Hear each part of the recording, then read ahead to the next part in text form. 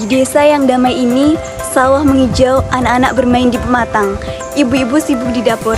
Tapi di balik semua itu ada masalah yang jarang dibicarakan. Bukan karena tidak penting, melainkan karena rasa malu, takut, dan stigma yang membungkam di lidah kita. Masalah itu adalah HIV. Penyakit ini tidak selalu datang dengan tanda yang jelas. Banyak yang tertular tanpa disadari, terutama ibu-ibu rumah tangga yang sedang mengandung. Fenomena ini disebut gunung es yang terlihat di permukaan hanya sedikit, sedangkan yang tersembunyi di bawah jauh lebih besar. Dampaknya, ibu bisa jatuh sakit, bayi bisa lahir dengan penyakit yang tak seharusnya ia tanggung, dan komunitas diserta oleh rasa curiga.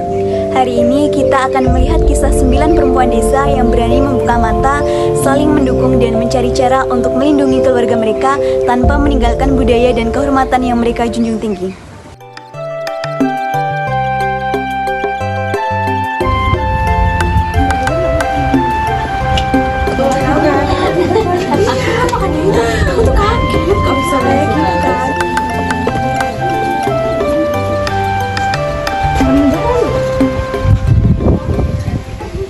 Terima kasih ibu-ibu sudah pada menyempatkan waktunya untuk dapat berkumpul di sini.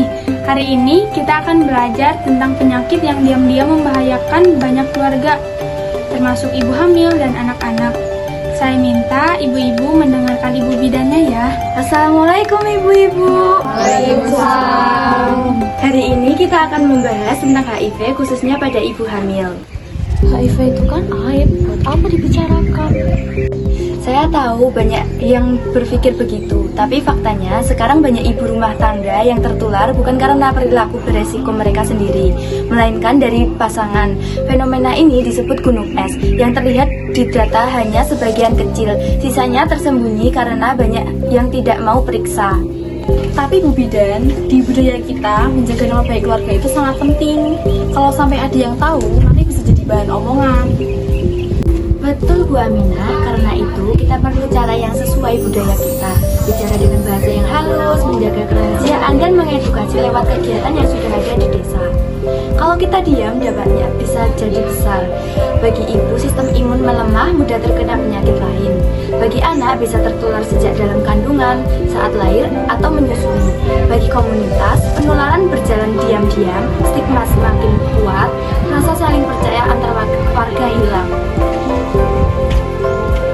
Tapi Bu Bidan, kalau kita periksa, bagaimana cara agar orang tidak mengetahuinya? Kita bisa lakukan pemeriksaan di ruang tertutup, di puskesmas, atau rumah sakit. Tapi gosip di desa cepat sekali menyebar. Nah, di sini peran kita. Kita harus mengubah cara bicara kita. Daripada menyebarkan gosip, lebih baik kita menyampaikan informasi yang benar.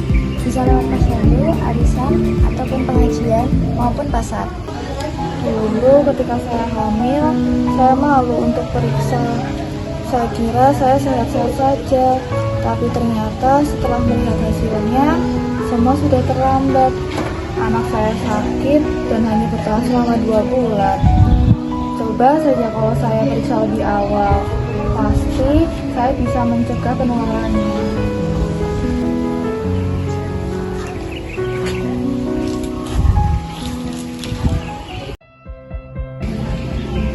Jadi, cara kita menangani masalah ini harus sesuai dengan budaya kita.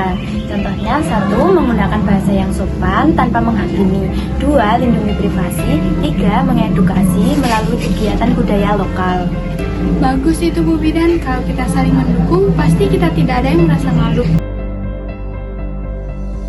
Kalau gitu, saya mau periksa minggu depan. Saya mau pastikan anak saya aman. Saya siap membantu mengajak ibu-ibu ke posyandu.